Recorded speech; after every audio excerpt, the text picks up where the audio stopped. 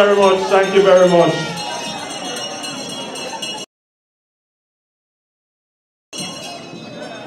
First of all, let me compliment all of you. You look good.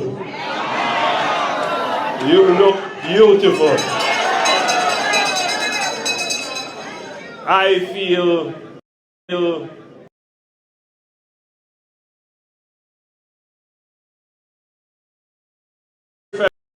February, I had occasion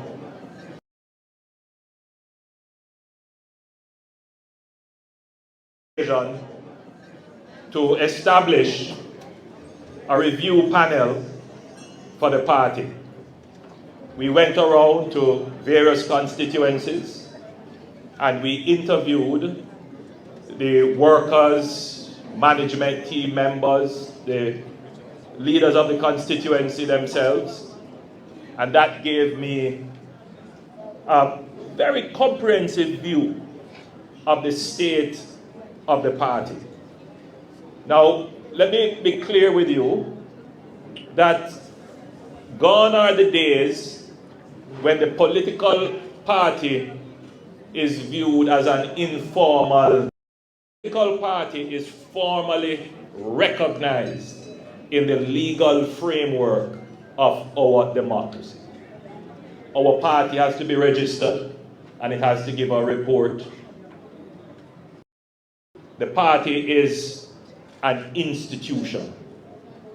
And you can't just leave institutions to operate on their own. You have to apply the modern management thinking and skills to ensure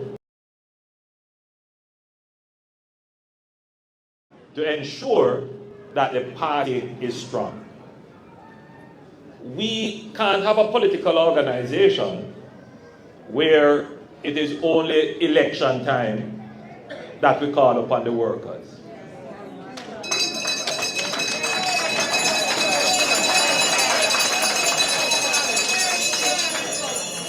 And likewise, we can't have a political organization where the workers only call upon the party for money.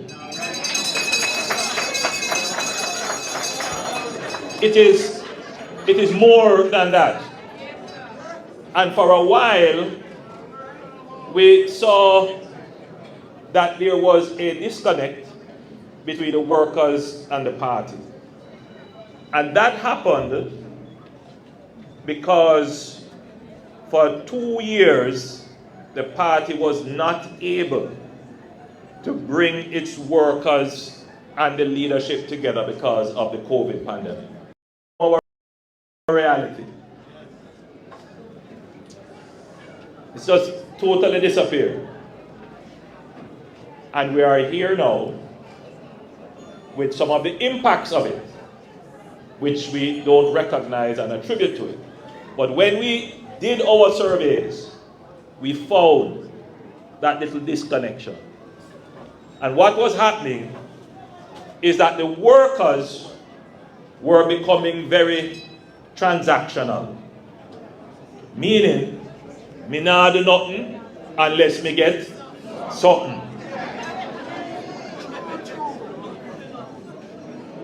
Became very transactional. And the leaders began to say, boy, I can't get anything done unless I pay something. Now that is very dangerous.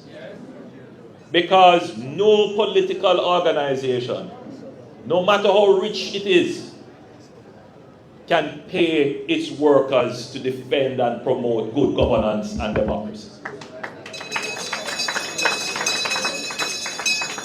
And when a political organization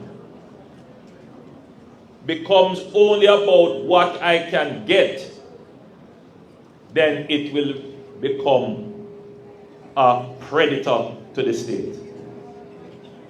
And we don't want our political organization to prey on the Jamaican state. Our political organization must at all costs protect the Jamaican state. But we know that when people are under pressure, such as what happened during the period of COVID, all kinds of things can come in between the worker and the party. Sometimes you can lose sight of what our real mission is. And when you lose sight of the real mission, the only thing you can see is you. What is in it for me? Now, there's nothing wrong with wanting a politics that is going to uplift you. But you alone benefit and everyone else suffer, don't benefit you. So our politics is to make sure that the entire country benefits. And that is why we have our slogan, choose Jamaica. Right? We must choose Jamaica. Now,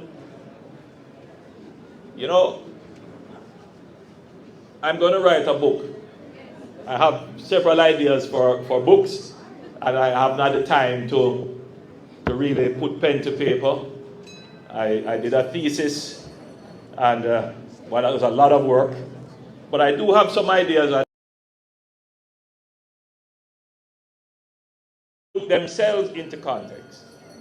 And one of the titles, I've already given it the title, and I'm going to call it The Long Struggle. Because Jamaica has been involved in a long struggle. From our time on the plantations to emancipation, to the Morant Bay Rebellion, to the labor riots, to the political wars, undeclared civil war of the 1970s, to the economic collapse and meltdown of the 1990s. It's a long struggle for prosperity. And we have been disappointed so many times at so many turns. Some disappointments brought on to ourselves by our own actions. Some by natural disasters and some by global affairs over which we have no control. And so the Jamaican people are always trying to find this pathway to prosperity. And sometimes you have false prophets who will emerge in this long struggle with eloquent expressions, fancy ideologies, and divert our attention onto pathways that lead only to destruction. And many of us have fallen for it. Jamaica is now at a point where for the first time in that long struggle, we have aligned all our policies, all our plans, all our programs, all our actions. We have properly aligned them. For the first time. There are people who would have promised you free education, but no budget. The first time that the Minister of Finance would have heard about the free education promise in the 70s was when the Prime Minister stood and announced it. You would have been promised Jamaica would be pothole free by 2003. No budget, no money, no wherewithal. But because we have been in this long struggle, we want to believe it. And there are many Jamaicans who do. and run behind these promises only to be disappointed. Because we have not yet fully appreciated that in order for us to be truly independent, not just political independence, which we have our political independence, but to be truly independent, you must have economic independence. Your economy must be able to produce jobs, revenues. You must be able to feed yourself. And we are now, for the first time in our long struggle, at that point where we have built an economy that can make us economically independent as a people.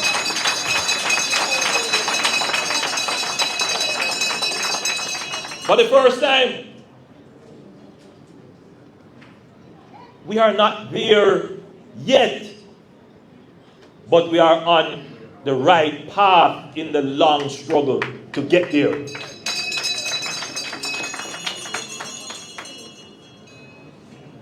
And I give you some examples of that. You can't consider yourself to be economically independent when you have to borrow to fix roads, when you have to borrow to pay teachers and nurses and policemen. You can't consider yourself to be economically viable and sustainable when you owe 141% of what you produce every year in debt. Meaning that if you take everything Jamaica produce and pay off the debt, you still owe 41%. You can't consider yourself to be independent.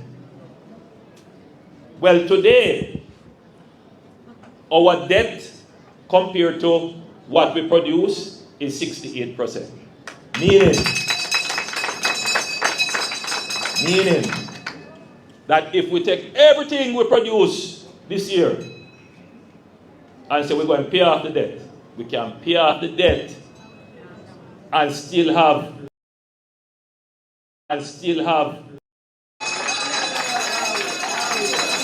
Now you tell me that Jamaica is not different today than it was 10 years ago. Different, totally different Jamaica.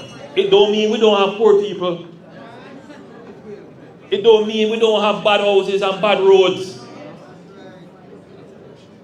But we are on a different pathway than we were before in that long struggle to prosperity.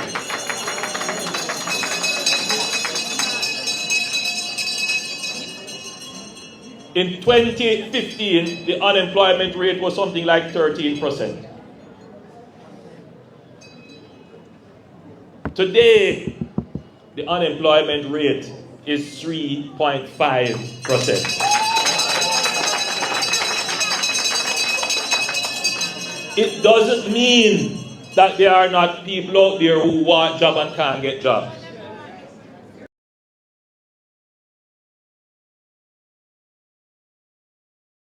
In my constituency today, I met two young persons. So I said to them, so tell me, what skills you have? Well, one dropped out early, and one can do a little bit of welding. I said, all right, the best thing for you to do is to register for heart. And we are here at the Amber Heart Academy. And the attitude was quite hard to get into heart. I applied, and so I know that there are still persons who they haven't made the mindset shift yet. And so the government has to literally bring programs to them to get them into the labor force, because right now we need people who are trained in the labor force. So we have two programs that we have established. One is the LIFT program, where persons who have CXCs but not yet transitioned into the world of work, we assist them to get into the world of work.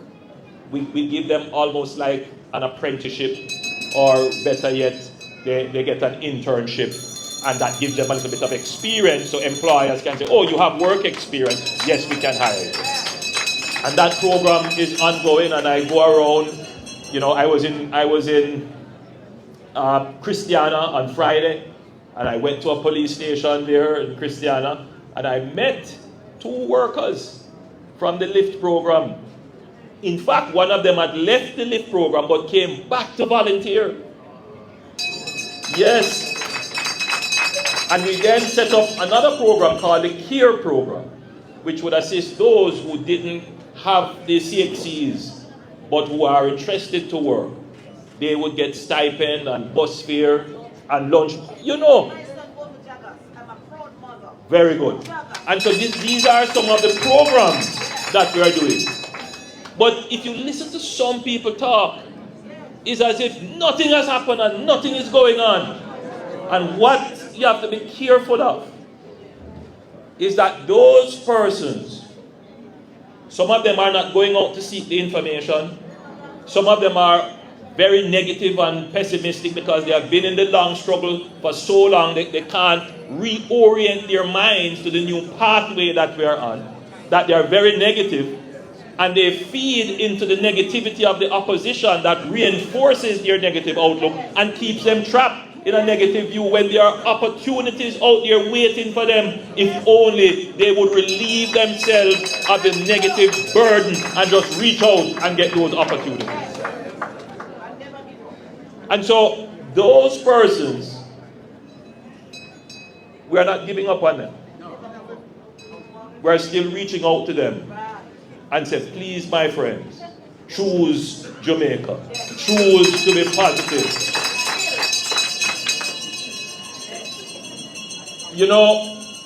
I could go down a list of the things that show that we are in a different era now.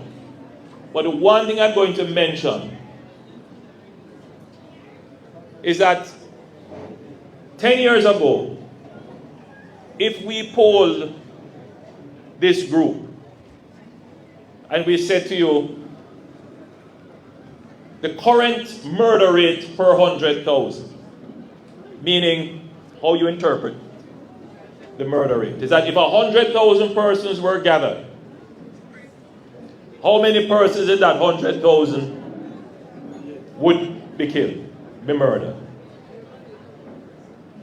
10 years ago, the murder rate would be somewhere between 45 and 49 per 100,000.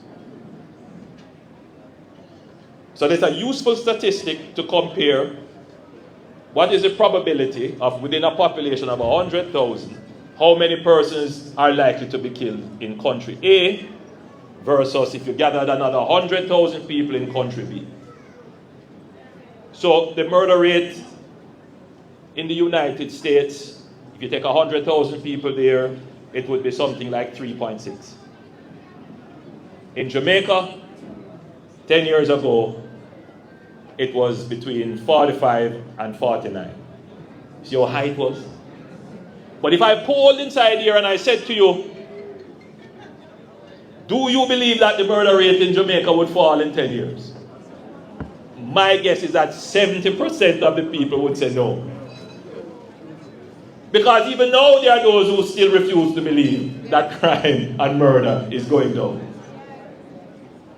Because we have been in this long struggle for so long, we have reoriented our minds to the changing reality.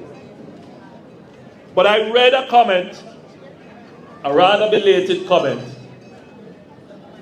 by someone who, I will reserve my commentary on this person. But the comment is that they welcome the reduction in murders. But the government can't take any credit for it. It's the work of the police, and that the government starved the police of resources, which is why it took them so long. And when I read it, I really wondered, in what world does this person exist? Does he believe that people take him seriously? The truth is that there are a set of Jamaicans who do. There are a set of Jamaicans who believe it. And so when I speak, I don't take it for granted that everyone is reading from the same fact sheet. There are those, and you know them, who believe that nonsense. But facts are facts. This administration has spent 3 times what previous administrations have spent. This administration has spent $90 billion on national security in our 9 years, compared to $28 billion from our previous administration, 2007 to 11, and from 2012 to 2016. 90 billion versus 28 billion. And you might be saying, where is that money? Well, as you drove up to come to this lovely conference hall, you saw a beautiful police station that was built under this administration.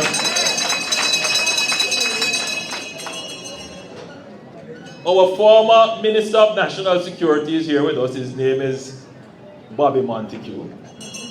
And in 2018, he announced that a new autopsy suite would be built. And our new Minister of National Security yesterday had great pleasure in opening the most modern autopsy suite in the Caribbean, right here in Jamaica. And that was not a little bit of money. The number of police stations that we have repaired, we have increased the size of the police force. The police force is now at its, what they call, establishment of 14,000. We have literally moved the army from somewhere about 5,000 to 8,000. We have totally refleeted the security forces. When you talk about border security and protection, when you talk about the ability to have aerial surveillance, radar systems, the introduction of technology, no other government has done that. Today, our national security apparatus is stronger than it has ever been in the history of Jamaica. I used to say, and I have to be careful how I speak because, not everyone appreciates it or understands what you're saying. And you can see it sometimes when the media captures what you're saying, they don't necessarily get the essence of everything. And so you have to repeat and say it over and over again, because some of the issues are very complex issues that are not going to be easily understood immediately the first time you say it.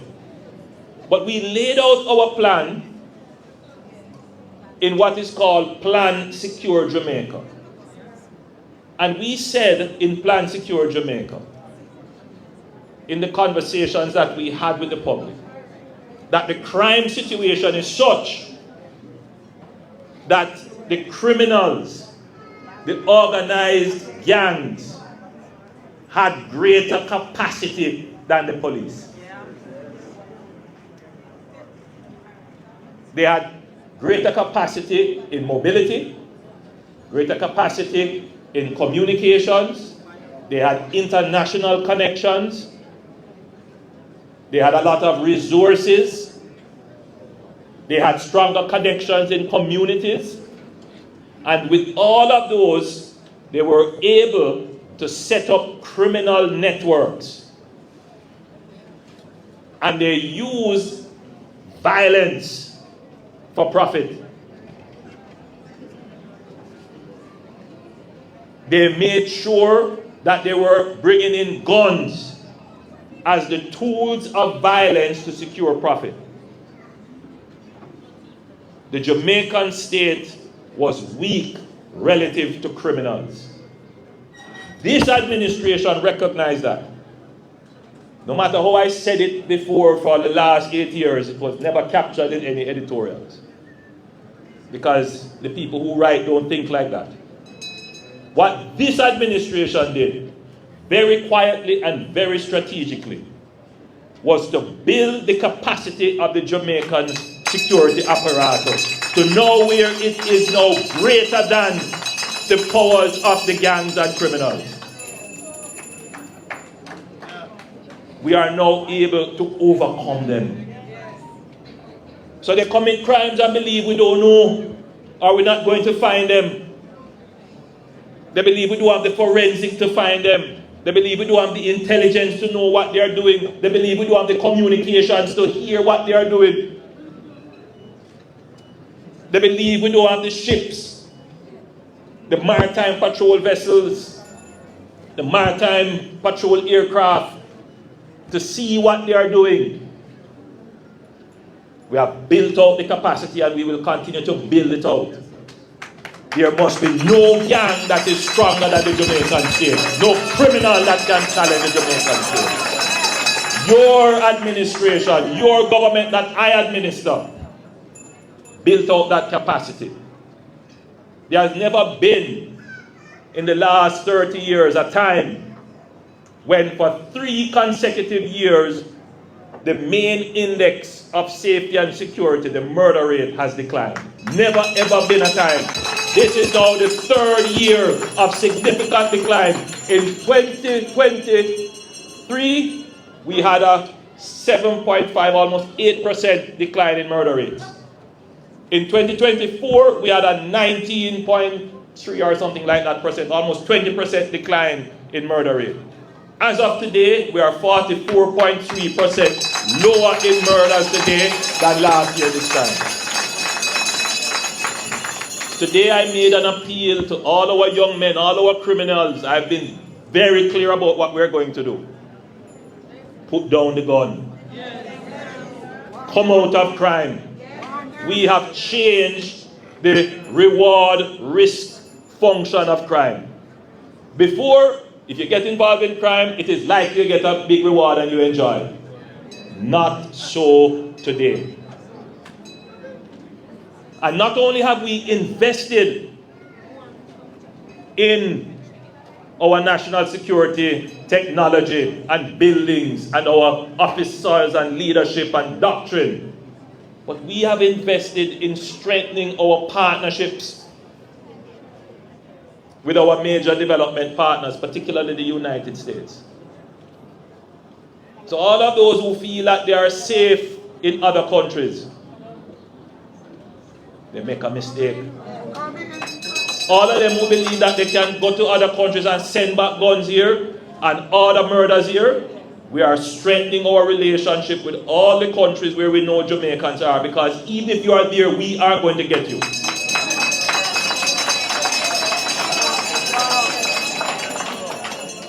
So we must have peace in Jamaica.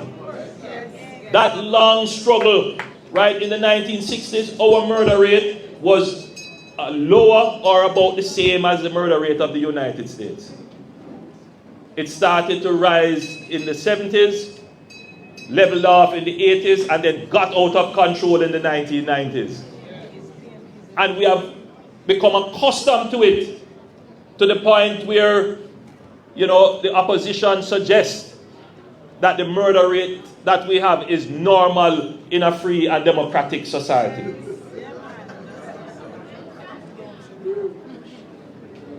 To the point where they don't believe that there is a national emergency. Well, I don't see it that way.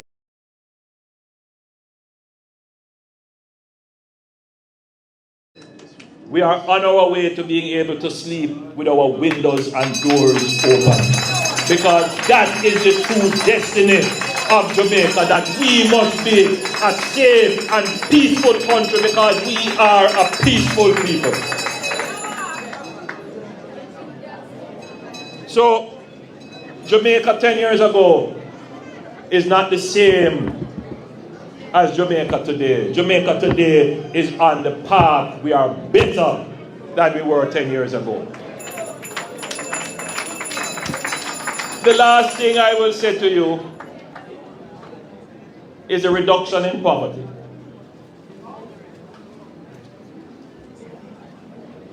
Poverty meaning the absolute measure of poverty. So somewhere if you earn about $290,000 a year, you're considered to be absolutely poor. 18% of the adult population, well, 16% of the adult population in 2023 would have been considered absolutely poor. The latest statistics show that now only 8% of Jamaican adults are considered absolutely poor. So under this administration, absolute poverty has been cut in half.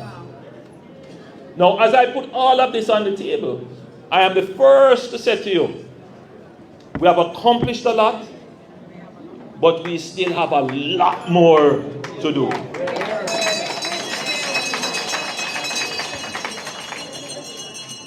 I know the pressures of government more than anybody else.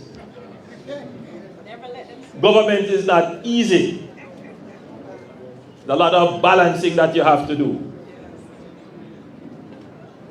Government is not easy. And like every organization, you have to manage the people. And you have to be able to judge whether or not the people you manage are losing steam, losing energy, whether or not they are departing from the vision and the mission. You have to ask yourself, can they carry out the job? And every leader has to confront that. And leaders who don't confront that, they usually get a surprise. So when I have this organization called the Jamaica Labour Party and then another organization called the Government of Jamaica, I must ensure that the party is aligned to the vision. That the party isn't pulling for the individual and itself.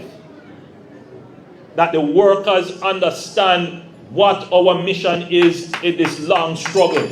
That yes, I want my building grant, yes, I want the house, yes, I want the school fee, yes, I want a little help, I want this, I want. But you are a laborer because you believe that by the sweat of your brow you shall eat bread. You are a laborer because you believe not in a handout but in a hand up. You are a laborer because you believe in the prosperity of the people of Jamaica. You are a laborer because you believe in the productivity of the people of Jamaica. And you're a laborer because you believe in the peacefulness of the people of Jamaica.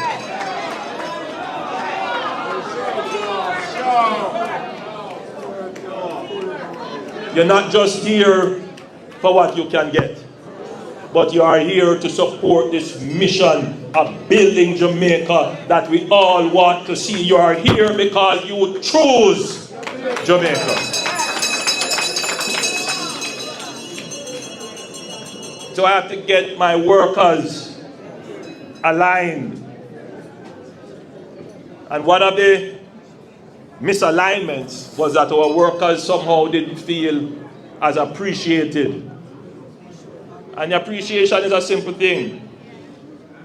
Appreciation, above everything else, is about respect. It's number one. Appreciation is about acknowledgement. Thank you for what you have done. Thank you for the support that you have given.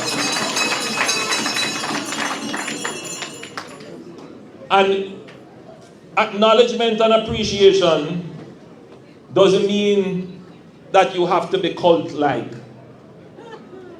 as other persons may be in other organizations. The Jamaica Labour Party is not a cult-like organization. We are a diverse group. We give a platform for many different views to contend.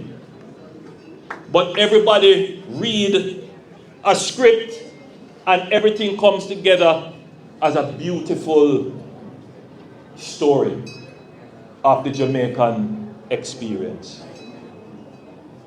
You can't feel ostracized or isolated in the Jamaica Labour Party. Your voice will always be heard. And therefore, we have people who will wear their green shirt and be the most critical of the party. Cuss your dog rotten.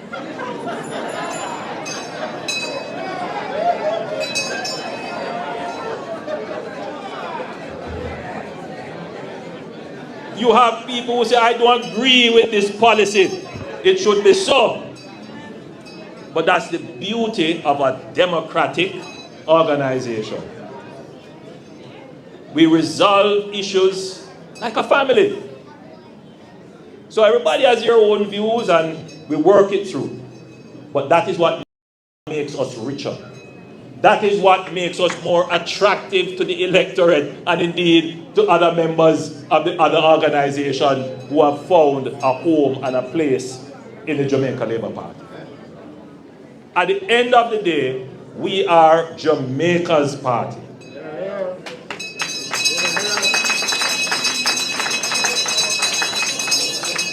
And you are part of that great mission, that great movement to ensure that we achieve the virtuous cycle of peace, productivity, and prosperity.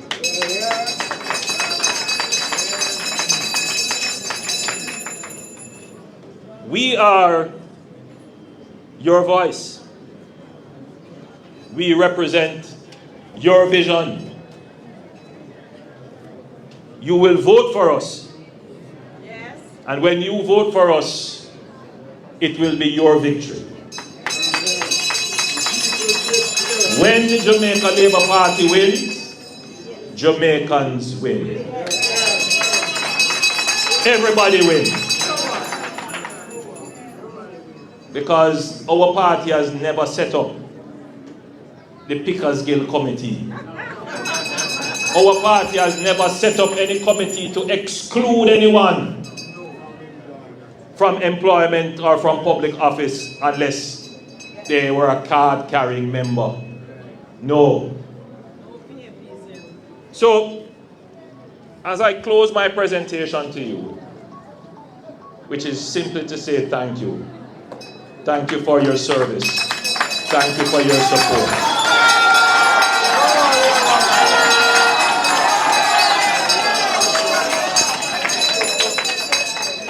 After consulting with the chairman of the party and the deputy leader for this area council, having discussed the very tragic circumstances under which one of our workers was abducted in southeast St. Andrew. We have been taking note of it. We hear certain squeals happening, but we take very close note of it. Very close note. And I'm very hopeful that the police will eventually find a lead, because such a crime should not go unsolved. And so we have decided that we will put up a reward for information of 3 million Jamaican dollars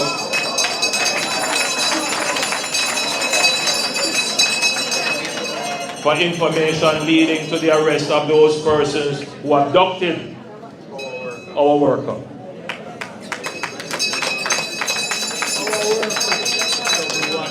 We find it a very troubling occurrence,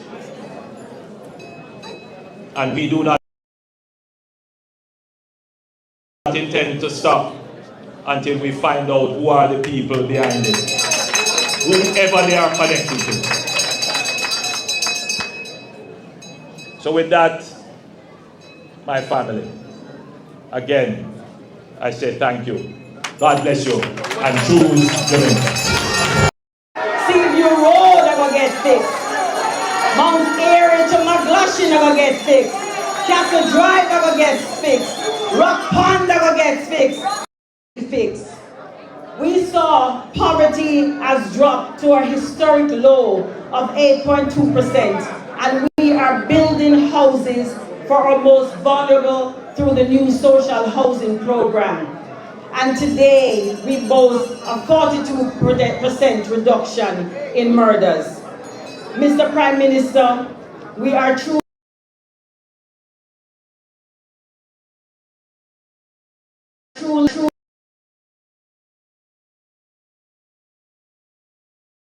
moving from poverty to prosperity, just as you envisioned 9 years ago, and we are entering the golden age of Jamaica.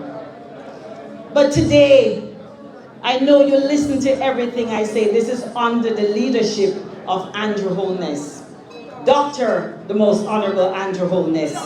And we are going for the third term, West Rural. I am going for my third term, West Rural. And so, as we reflect on how far we've come, we must also recognize that those who helped build this foundation are loyal or dedicated workers, men and women who have served this great movement and their country with heart.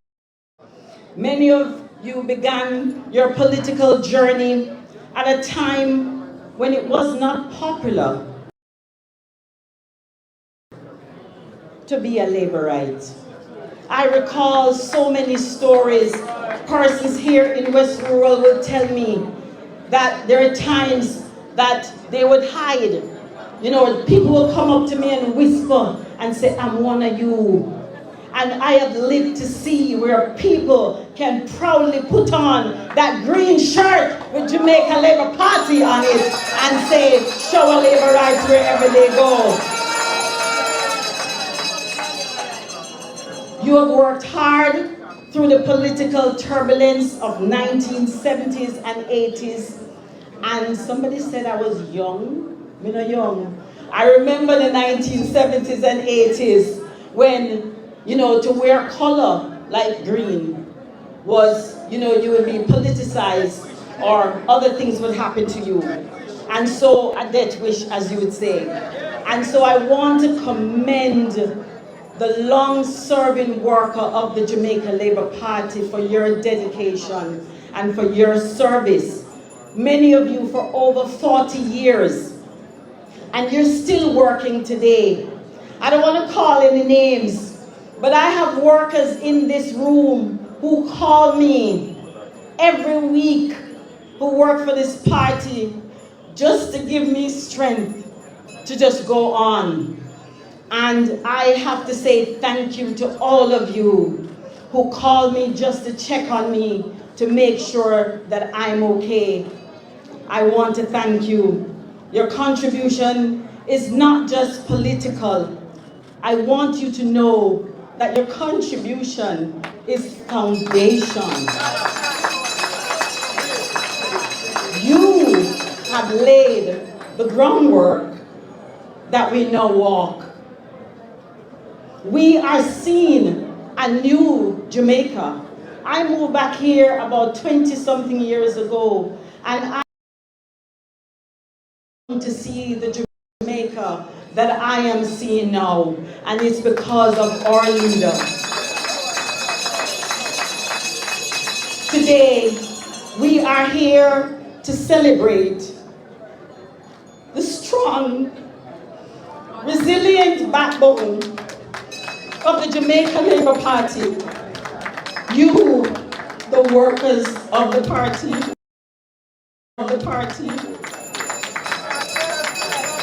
We are here to celebrate the backbone who stood proudly behind Edward Philip George Siaga, the backbone who stood proudly behind Orette Bruce Golding, and to celebrate the backbone who stood proudly behind Dr. Andrew Michael Holness. I am proud to stand here today, the greatest party. We honor a generation that held this party together when times were hard. A generation that believed in Jamaica even when the future was uncertain. What was just a dream is now becoming a reality as we enter the golden age of Jamaica, because you never gave up. I want to thank you for your service to Jamaica as we continue to choose Jamaica. Show our labor rights. We are going.